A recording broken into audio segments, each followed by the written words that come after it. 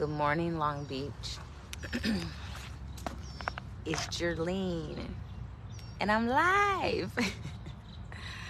I am live from Willow Springs Park in Long Beach. If you don't know, Willow Springs Park, I'm not sure, but I believe Willow Springs Park that is located in Long Beach, off of Willow. It's between Willow and Spring. It's on, I think it's Orange, right? It is the highest point in Long Beach, by the way, if you didn't know. A nice little getaway right in the middle of the city. So anyway, I decided to come here this morning just to sit for a little bit and do some live commentary. It's been a while. So if you're watching me now or watch me later, let me know that you've been here. So I have not done any live commentary in a few weeks. I have streamed live. I streamed live over the weekend. Attended the Japanese festival on the west side of Long Beach, which is a lovely event. I actually really enjoyed that. Yet I haven't done any really live commentary, although I have a lot to say. If anyone who knows me, I always have a lot to say. Yet I haven't, and so people have been checking in with me, asking me how I'm doing, if I'm okay. I am well, people. I'm well. You know, end of the school year, being a parent is exhausting. You know, if you have kids, being a parent's exhausting. And so, wrapping up the end of the school year, this mama just needed a break. Just really needed a break, but just thankful and blessed for how my children's school year ended. I just wanted to pop on live just to give some updates, because people have been asking if I'm going to continue with my commentary. Yes, I am going to continue with the commentary. I'm going to continue with, my experiment, Talk of the Town, and I'm going to pick back up with All Politics Are Local. Yes, there's a lot of politicking going on in Long Beach right now. And no, I can't keep up with it all. It's a lot. And sometimes it's daunting and almost makes me want to just say, let me just pack up and move up out of Long Beach, because this place is a hot mess. I will definitely continue conversations around students, Long Beach Unified School District, which I'm really going to attempt to do another live commentary, maybe even later today, because there's something that's happened at the school board meeting tomorrow that's very important and relevant to the future of education for our students here in Long Beach. Yet, like I said, I just wanted to check in, and part of the check-in is a few weeks ago was going live and doing posting and commentary specifically to ask people to be in support of a community member. And I'll just say his name's Sinai Kenfe. And if you followed the page, you see that there was update has been given. He even provided his own update. There's so much more information relevant to his situation, which I won't be sharing today. Yet when I am given permission, I will be sharing and talking about that incident that took place with him. It's not over, and we're going to need community support. He's going to need community support to be able to move on and pass the situation that happened with him and being arrested. Like I said, it's not anything that I'm going to talk about today, but I do want to talk about, or want to share, the impact that it's had on me. So over the years, yes, these are tired eyes, people.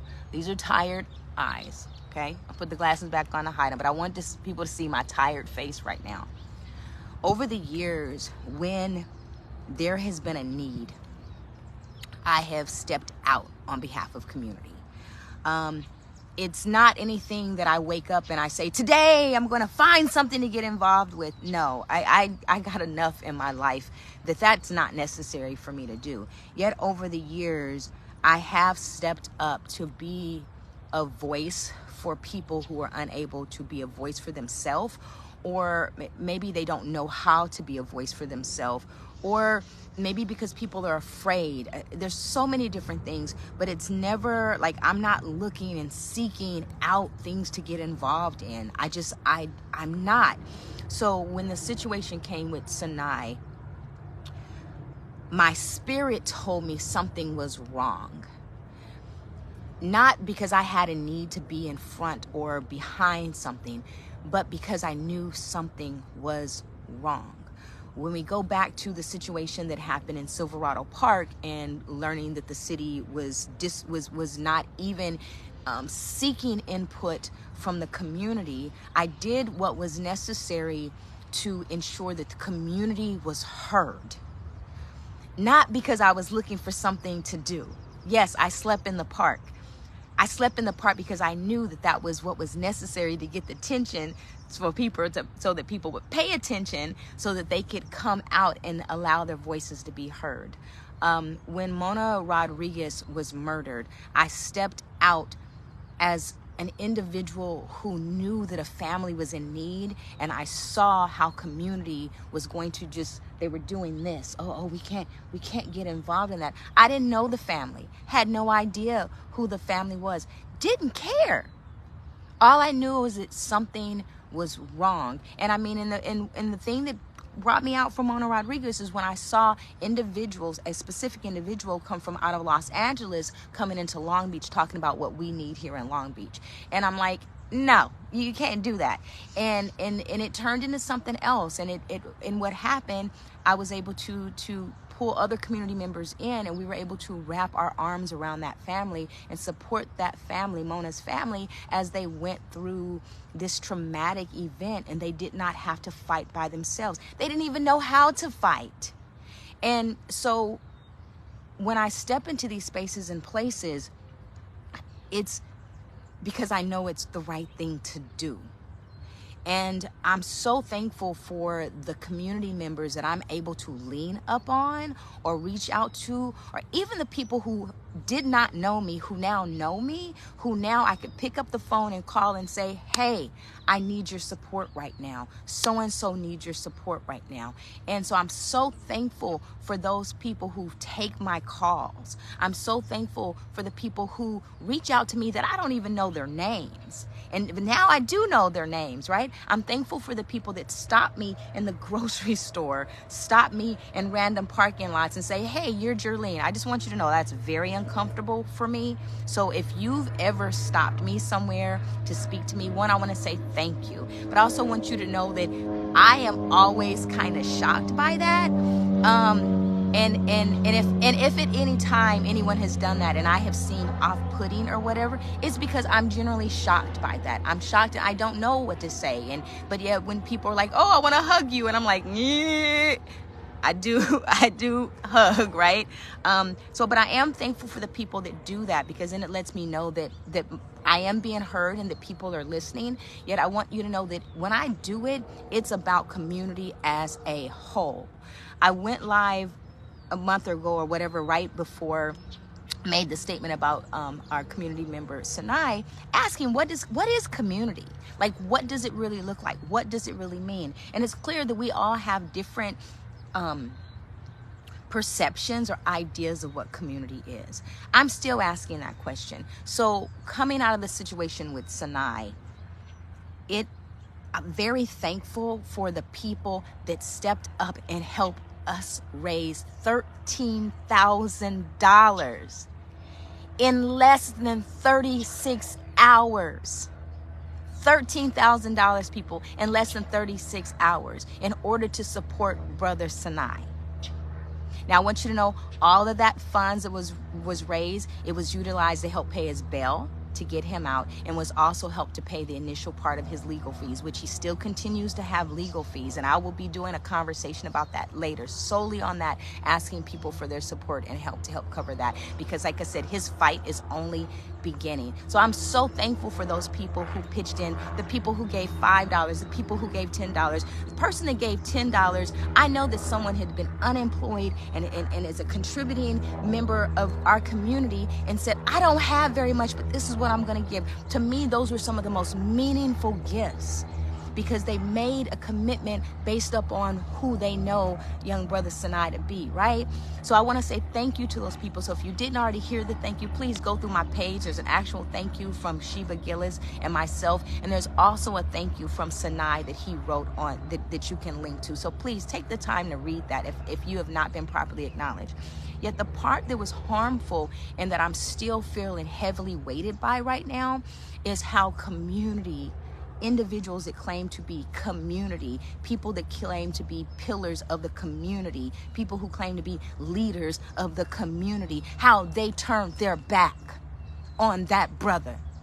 That still is on me right now. So if you do see me out in public and I'm in a crowd of people and I got this look on my face, it's like this, it's because I'm probably looking at somebody's side eye because of the response in which they gave to me in response to supporting to another community member.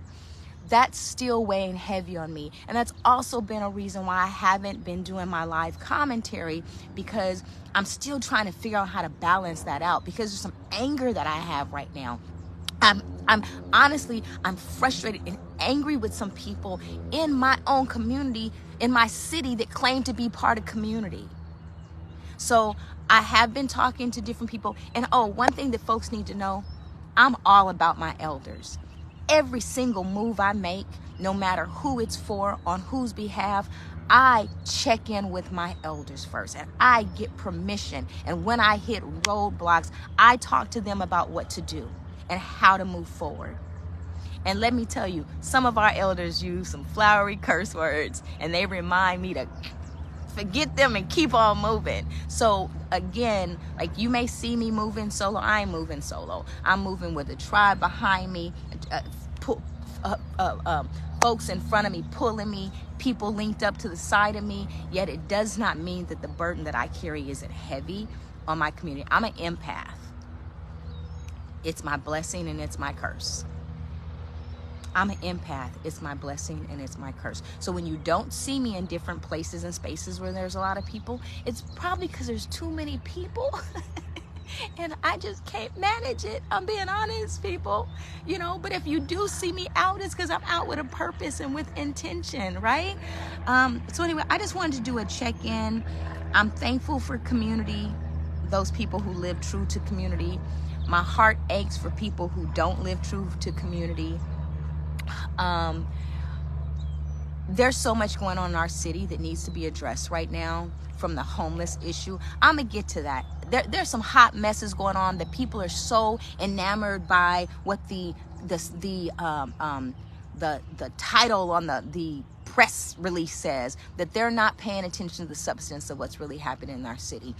Violence prevention. There's a symposium that's taking place on Friday on violence prevention. I'm going to try to put in some time to talk about that. As someone who's worked in this city in violence prevention, I got some thoughts on that, but I want to share. And I also want to encourage people, if you have an RSVP to that, to RSVP. I think I shared the link on my page. I'm not sure if they're still accepting RSVPs, yet I still believe it's something worthy of paying attention to, because one thing about it, we can't talk about it. This is my opinion. Can't talk about it if you don't know about it.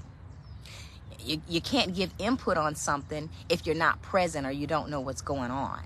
So I really encourage people, even when you think something may be a bunch of you still should show up and be present so you can hear and learn. And so anyway, that's it for now. I will be back. I just wanted to share that because I said I know people have been reaching out to me. I'm good. I'm still Jerlene. I'm gonna stay Jerlene.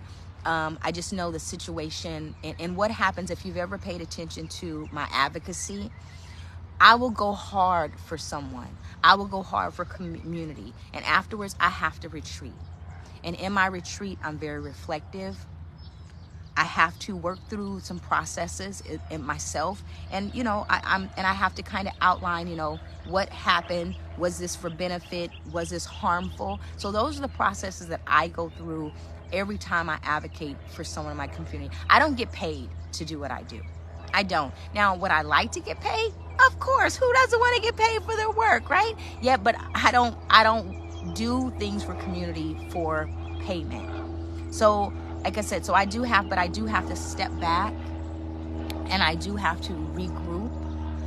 But it does not mean that I'm gone.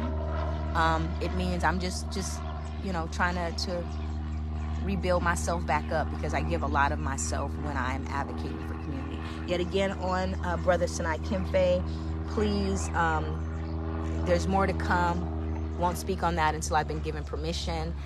Yet thank you for people who supported. There's so much that's jacked up in our city that needs to be addressed. yet I could just say this: they kind of should have left him alone. Anyways, Jerlene live from Willow Springs Park. If you've not had an opportunity, I don't know if you can hear the birds right now. If you've not had an opportunity to come out here, just come out as a little short stroll, or you can walk all the way down. Hey Roz, good morning. Thank you for joining in. Catch it from the beginning if you get a chance. So if you're watching this, please like, react, comment, share. It helps the message go farther. Why is it important for the message to go farther? So when there is a situation and there needs to be a call out for community, that way the algorithms know that it's got to get out there. So again, if you're watching, react, comment, share. I appreciate you all. Thank you, Long Beach. I will be back, and when I come back, I'm not sure what I'm gonna come back with first, but I will be back soon. Later.